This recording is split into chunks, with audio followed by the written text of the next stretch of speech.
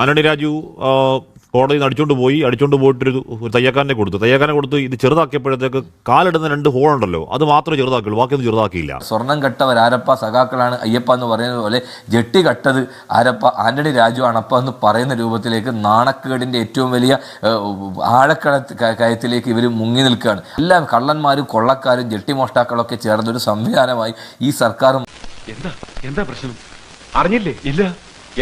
നാട് ഞെട്ടിയ ഒരു ക്ഷേത്രക്കുള്ള ഒരു സ്വർണ്ണമടിച്ചു മാറ്റൽ കേസ് അങ്ങനെ ചർച്ചയിൽ നിൽക്കുന്ന സമയത്താണ് സാങ്കേതികമായതൊരു കവർച്ചാ കേസ് അല്ലെങ്കിലും കോടതിയിൽ നിന്നും അടിവസ്ത്രം അടിച്ചു മാറ്റി തിരിമറി നടത്തിയ കേസിൽ ഒരു മുൻമന്ത്രി കുറ്റക്കാരൻ എന്ന പ്രഖ്യാപനം. ആ കേസ് ആദ്യം മുതൽ പറയുമ്പോഴൊക്കെ ലോക്കൽ ഗ്രൂപ്പുകളിൽ ജെട്ടി കേസ് എന്നാണ് പറയാറ്. അതൊരു ചർച്ചയിൽ പറയൽ പാർലമെന്ററി ആണോ എന്ന് തോന്നിയ സമയത്ത് ആ കേസ് രേഖ ഒന്ന് വായിച്ചു നോക്കിയതാണ്. അതിലൊക്കെ പറയുന്നത് ഒരു ഡാർക്ക് ബ്ലൂ ജട്ടി എന്ന് തന്നെയാണ്. കേൾക്കുമ്പോൾ അയ്യേ എന്ന് തോന്നിയാലും ഇല്ലെങ്കിലും ആ കേസിന്റെ വിശദാംശങ്ങൾ അതിനേക്കാൾ നാറ്റക്കേസാണ്. ആസ്പദമായ സംഭവം നടന്നത് 1 2 അല്ല, 3.5 പതിറ്റാണ്ട്. ഇന്നത്തെ MDA കച്ചവടക്കാരുടെ അപ്പൂപ്പൻ ഓസ്ട്രേലിയക്കാരൻ ആൻഡ്രൂ സാൽവഡോർ സർവലി കേരളത്തിലേക്ക് എത്തിയത് അടിവസ്ത്രത്തിൽ ഒളിപ്പിച്ച 61 ഗ്രാം മാരക മയക്കുമരുന്ന് മിടുക്കനായ ഉദ്യോഗസ്ഥൻ ജയമോഹൻ കൈയോടെ പൊക്കിയതാണ്. കയ്യിൽ കിട്ടിയിരുന്നെങ്കിൽ ഒന്ന് പെരുമാറായിരുന്നു. ആ കേസ് ഹൈക്കോടതിയിലേക്ക് എത്തിയപ്പോൾ ഉദ്യോഗസ്ഥർ അന്തം വിട്ടു. ആടാപടലമാണ് ആഞ്ഞുവിട്ട്. മെമ്മറി കാർഡും ഹാഷ് വാല്യൂ പറഞ്ഞ പോലെയാണ്. കോടതിയുടെ കസ്റ്റഡിയിൽ ഉണ്ടായിരുന്ന അടിവസ്ത്രം 1-ാം പ്രതിയെ സ്വാധീനിച്ച് അടിച്ചുമാറ്റി വെട്ടിച്ചെറുതാക്കി കുഞ്ഞുങ്ങളുടെ നിക്കറ് പോലെയാക്കി തിരിച്ചു വെച്ച നാറിയ പണി അധമ നീക്കത്തിൽ അട്ടിമറി.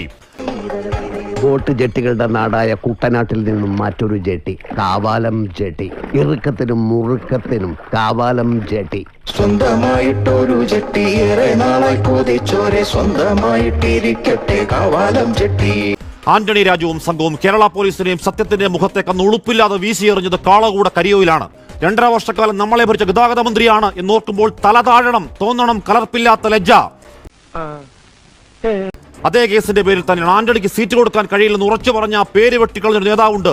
പ്രിയപ്പെട്ട VSA, അങ്ങയുടെ ആർജവത്തിന്റെ കോംപ്രമൈസ് ഇല്ലാത്ത വെടിയുണ്ട വാക്കുകൾ ഞങ്ങൾക്ക് നഷ്ടം, അകാലത്തിന് നഷ്ടമാണ്. ജെട്ടി കേസ് ഉടായ്പകൾ മന്ത്രിയാവുന്ന കാലത്ത് നമ്മുടെ കാശിന് വാങ്ങി നമ്മുടെ കാശിന് എണ്ണയടിക്കുന്ന 1-ാം നമ്പർ കാറിൽ വാതുറന്നാൽ വർഗീയത മാത്രം പറയുന്ന ഒരു നേതാവ് ഇടതുപക്ഷ മറവിയിൽ എഴുന്നള്ളപ്പെടുന്ന ഒരു കെട്ടകാലത്ത് ഒരു തവണ കൂടി അവിടെ പോകണം. ഒറ്റയ്ക്കാണെങ്കിലും നിൽക്കണം, ഉറക്ക വിളിക്കണം. മുദ്രാവാക്യം red salute, red salute, red salute to കൊമ്മറെ.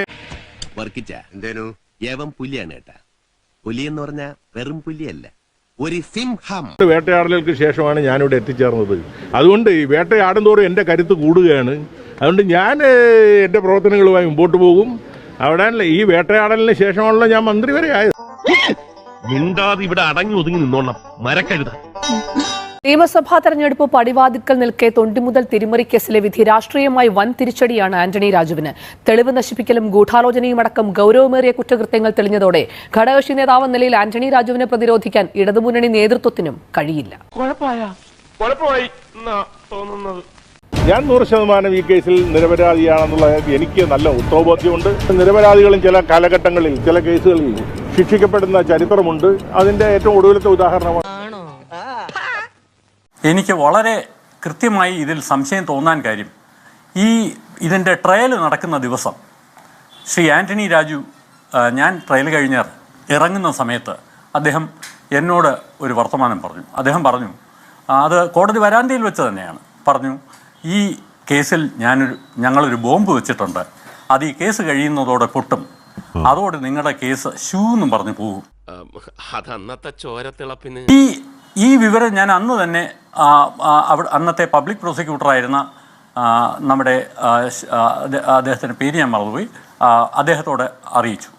അതുപോലെ തന്നെ കോടതിയിൽ ഇതിൻ്റെ ട്രയൽ നടക്കുമ്പോൾ ശ്രീ കുഞ്ഞിരാമേനോൻ അവറുകൾ എന്നോട് ചോദിച്ചു, ഈ അടിവസ്ത്രം പ്രതിക്ക് ഇടാൻ കഴിയില്ല എന്ന് പറഞ്ഞാൽ താങ്കൾ എന്തു പറയും?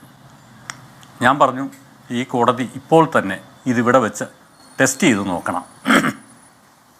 പക്ഷേ എന്തോ കാരണത്താൽ കോടതി ഇത് ടെസ്റ്റ് ചെയ്തില്ല, അതിവിടെ നിന്ന് പോയി.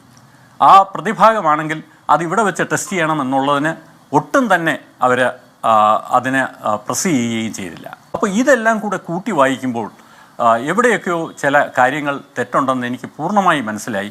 എനിക്കും തോന്നിയത് ബിഎൻഎസ്കർ ഇവിടെ ഇത്രത്തോളം ഹീനമായ നീചമായ ഒരു കേസിൽ പ്രതിയായിരുന്ന ഒരാൾ 2.5 വർഷം നമ്മളെ ഭരിച്ചു എന്ന് പറയുന്നത് നമുക്ക് നാണക്കേടല്ലേ സിയാസ്കർ? ഇന്ത്യൻ ജുഡീഷ്യറിയുടെ ആ ജുഡീഷ്യൽ സിസ്റ്റത്തിന്റെ പരാജയമാണ് യഥാർത്ഥത്തിൽ സംഭവിച്ചിട്ടുള്ളത്. ഇത് ഒരു പോലീസ് നടത്തിയിട്ടുള്ള അട്ടിമറിയോ അല്ലെങ്കിൽ മറ്റെവിടെയെങ്കിലും നടന്നിട്ടുള്ള കുറ്റകൃത്യമോ അല്ല. വെറുതെ കിടന്ന് ഉരുളാദാശനെ. ഈ കേസിന്റെ ഗൗരവം ഉൾക്കൊണ്ടാണ് 2006 ആന്റണി രാജു ഒരു സീറ്റ് കൊടുക്കാൻ പറ്റില്ല എന്ന് VS ഉറച്ച നിലപാട് സ്വീകരിക്കുന്നതും പിന്നീട് ഉണ്ടായതും. എല്ലാവർക്കും അറിയാം ഈ കേസിൽ ആന്റണി രാജു പ്രതിയാണെന്നും എന്താണ് അദ്ദേഹത്തിന് മേൽ ആരോപിക്കപ്പെടുന്ന കുറ്റമെന്നും എല്ലാവർക്കും അറിയാവുന്ന ഒരാൾ നമ്മുടെ മന്ത്രിയായി നമ്മളെ ഭരിച്ചു എന്ന് പറഞ്ഞാൽ രാജ്യചരിത്രത്തിൽ കേട്ടുകളിയുണ്ടോ? ഒരു അടിവസ്ത്രം അടിച്ചു മാറ്റിക്കൊണ്ടുപോയി അതിൽ ഉടായ്പ കാണിച്ച് തിരിച്ചു വെച്ച് ഒരു മാരകമായ കേസിലെ പ്രതിയെ രക്ഷപ്പെടുത്തിയ ഒരാൾ നമ്മുടെ മന്ത്രിയായിരിക്കുന്നു എന്ന് പറയുന്നത് രാജ്യചരിത്രത്തിൽ ലോകചരിത്രത്തിൽ എവിടെയും കേട്ടിട്ടുണ്ടോ അറിയില്ല സിയാസ്കർ. നാണക്കേടല്ലേ നമുക്കൊക്കെ?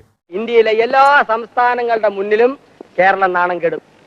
തലതിരിഞ്ഞ രാഷ്ട്രീയക്കാർ നാടിനെ സേവിക്കുമ്പോൾ നാടിന്റെ തലയെഴുത്ത് തേയും. അത് കേരളത്തിന്റെ വീതി. കോടതിക്കകത്ത് തന്നെ ഇത് പോലീസിന്റെ ഭാഗത്തുനിന്നോ അല്ലെങ്കിൽ ഭരണകൂടത്തിന്റെ ഭാഗത്തുനിന്നോ കോടതിക്കകത്ത് തന്നെ ഇത്തരത്തിലുള്ള ഒരു മാൾ പ്രാക്ടീസ് നടത്താൻ നേതൃത്വം കൊടുത്തു എന്ന് പറയുമ്പോൾ അതിനകത്ത് എത്രത്തോളം അതിന് ഗ്രാവിറ്റി ഉണ്ട് എന്നുള്ളതാണ് മനസ്സിലാക്കേണ്ടത്. അപ്പോൾ കോടതിയിൽ സമർപ്പിക്കപ്പെട്ട ഒരു തൊണ്ടി മുതൽ അവിടുന്ന് എടുത്ത് അത് മോഷ്ടിച്ച് കൊണ്ടുപോകണമെങ്കിൽ ആ പറയുന്ന വ്യക്തികളുടെ രാഷ്ട്രീയ സ്വാധീനം സ്വാഭാവികമായിട്ടും ആ രൂപത്തിലുള്ള സ്വാധീനങ്ങൾ പല മേഖലയിൽ ഉണ്ടായിട്ടുണ്ട് എന്നുള്ളതാണ്. അത് ശരിയാ. പിണറായി വിജയൻ എന്ന് പറയുന്ന കേരളത്തിൽ ഇടതുപക്ഷത്തിന്റെ ഏറ്റവും പ്രധാനപ്പെട്ട നേതാവ്, കേരള മുഖ്യമന്ത്രിയായിരിക്കുന്ന ഇടതുപക്ഷത്തിന്റെ ആളുകൾ ഇവർക്ക് സീറ്റ് കൊടുക്കുകയും മത്സരിപ്പിക്കുകയും ചെയ്തത് എന്ത് ധാർമ്മികതയുടെ പേരിലാണെന്ന് ചോദിച്ചാൽ ധാർമ്മികത ഇല്ല എന്നുള്ളത് കൊണ്ടാണ്. സത്യമാണെങ്കിലും എനിക്ക് അംഗീകരിച്ചു കൊടുക്കാൻ പറ്റുമോ? വിദേശിയായ ഒരു മയക്കുമരുന്ന് കച്ചവടക്കാരനെ ജെട്ടി മോഷ്ടിച്ച് മുന്നോട്ട് രാജ്യദ്രോഹ കുറ്റം ചെയ്ത ഒരാൾ കേരളത്തിൻ്റെ മന്ത്രിയായി MLA ആയി ഇപ്പോഴും നിൽക്കുന്നു എന്ന് പറയുമ്പോൾ എത്രത്തോളം നാണക്കേടാണ്. എത്രത്തോളം അതിനെക്കുറിച്ച് പറയുമ്പോൾ ഈ നാട് പുച്ഛിച്ച് തലതാഴ്ത്തുകയാണ്. എന്നിട്ട് പറയുകയാണ് ഞാൻ കുറ്റക്കാരനല്ല. ഇപ്പോൾ കൊടിസുനി പറയുന്നുണ്ട് ഞാൻ കുറ്റക്കാരനാണ്, അല്ലെങ്കിൽ ഗോവിന്ദസ്വാമി പറയും ഞാൻ കുറ്റക്കാരനാണ്. ഈ ശിക്ഷിക്കപ്പെട്ട ഈ പ്രതി അവരുടെ MLA എന്ന് മേനി നടക്കുന്ന ഇയാൾ പ്രതിയല്ല, ഞാൻ കുറ്റക്കാരനല്ല എന്ന് പറയുമ്പോൾ സ്വാഭാവികമായിട്ടും അത്രയേ അയാൾക്ക് പറയാൻ പറ്റും. അങ്ങനെ ആ പ്രതികൾ പറയുന്ന കാര്യമാണ് ഈ ആന്റണി രാജു എന്ന് പറയുന്ന കേരളത്തെ 3 കൊല്ലക്കാലം മന്ത്രിയായി നിന്ന ഒരാൾ പറയുന്നു എന്ന് പറയുമ്പോൾ വളരെ നാണക്കേടാണ്. ഇവനൊക്കെ എന്ത് ചെയ്യണമെന്നറിയാവോ? എല്ലാം കള്ളന്മാരും കൊള്ളക്കാരും ജെട്ടി മോഷ്ടാക്കളൊക്കെ ചേർന്നൊരു സംവിധാനമായി ഈ സർക്കാർ മാറുകയാണ്. സ്വർണം കെട്ടവരാരപ്പ സഖാക്കളാണ് അയ്യപ്പ എന്ന് പറയുന്നത് പോലെ ജെട്ടി കട്ടത് ആരപ്പ ആന്റണി രാജു ആണപ്പ എന്ന് പറയുന്ന രൂപത്തിലേക്ക് നാണക്കേടിൻ്റെ ഏറ്റവും വലിയ ആഴക്കയത്തിലേക്ക് ഇവർ മുങ്ങി നിൽക്കുകയാണ്. അപ്പോൾ കളവ് നടത്തി കൊള്ള നടത്തി ജെട്ടി മോഷ്ടിച്ചാലൊക്കെ അത് മാന്യതയാണ്. പിണറായി വിജയൻ സർക്കാരിൻ്റെ മാന്യതയാണ്. വല്ല കാര്യമുണ്ടോ? എന്തിനാണ് ഇങ്ങനെ ഇല്ലാന്ന് നടക്കണേ? വെറുപ്പിന്റെ രാഷ്ട്രീയം പറയുമ്പോൾ അത് ഞങ്ങൾക്ക് സ്വീകാര്യമാണ്, അത് അഭിമാനമാണ് എന്ന് പറഞ്ഞ് നടക്കുന്ന ഒരു മുഖ്യമന്ത്രിയും ഒരു സർക്കാരും ഈ നാട് ഭരിക്കുമ്പോൾ ഇത്തരത്തിൽ ജെട്ടികള്ളന്മാരും ഇത്തരത്തിലുള്ള വൃത്തികേട് കാണിക്കുന്നവർക്കും എല്ലാം സംരക്ഷണം കിട്ടും എന്നുള്ളത് ഈ നാട് കാണുക. അതുകൊണ്ട് ഇവരെ ജനം തിരിച്ചറിഞ്ഞിട്ടുണ്ട്. ഏതായാലും കഴിഞ്ഞ തെരഞ്ഞെടുപ്പിനകത്ത് ഇവർക്കെതിരായുള്ള വലിയ ശക്തമായ തിരിച്ചടി ഉണ്ടായിട്ടുണ്ട്. ഈ സർക്കാരിൻ്റെ കൊള്ളരുതായ്മകളും കൊള്ളത്തരങ്ങളും അതോ തട്ടിപ്പും വെട്ടിപ്പുമെല്ലാം ഈ നാട് കാണാൻ പോകുന്നു. അതിൻ്റെ ഏറ്റവും ഒടുവിലത്തെ ഉദാഹരണമാണ് ഒരു മന്ത്രിയായി ഒരു MLA ആയി ഇന്നും നിൽക്കുന്ന ഒരാൾ ജെട്ടി മോഷണ കേസിൽ മാത്രമല്ല ഈ രാജ്യദ്രോഹ കുറ്റമാണ്. കാര്യങ്ങളൊക്കെ കൈവിട്ട് പോയല്ലോ തിരുവട്ടമാ. നടത്തിയ തിരുമറിയെക്കുറിച്ച് ഫോറൻസിക് പരിശോധന പറഞ്ഞു. രസകരമാണ് എന്ന് പറഞ്ഞാൽ ഇത് കൊണ്ടുപോയി ആന്റണി രാജു കോടതിയിൽ നിന്ന് അടിച്ചുകൊണ്ട് പോയിട്ടൊരു തയ്യക്കാരനെ കൊടുത്തു. ഇത് ചെറുതാക്കിയപ്പോഴത്തേക്ക് കാലിടുന്ന 2 ഹോളുണ്ടല്ലോ അത് മാത്രമേ ചെറുതാക്കിയുള്ളൂ, ബാക്കിയൊന്നും ചെറുതാക്കിയില്ല. അപ്പോൾ അതൊക്കെയാണ് ഇതിൽ എന്താണ് ഈ അടിവസ്ത്രം ഇത് നോർമൽ അടിവസ്ത്രമല്ല എന്ന് തെളിയിക്കാൻ ഫോറൻസിക്കിൽ സഹായിച്ചതടക്കം അങ്ങനെ ഈ ദൈവത്തിൻ്റെ കൈ എന്ന് പറയാൻ കഴിയുന്ന ഒരുപാട് തെളിവുകൾ ഈ കേസിൽ രേഖകളായി അനിൽ ഫേസ്ബുക്കിൽ കിടപ്പുണ്ട്. പോയി നോക്കിയാൽ രസകരമാണ്. എല്ലാം നിന്റെ വിധിയാണെന്ന് കരുതി സമാധാനം.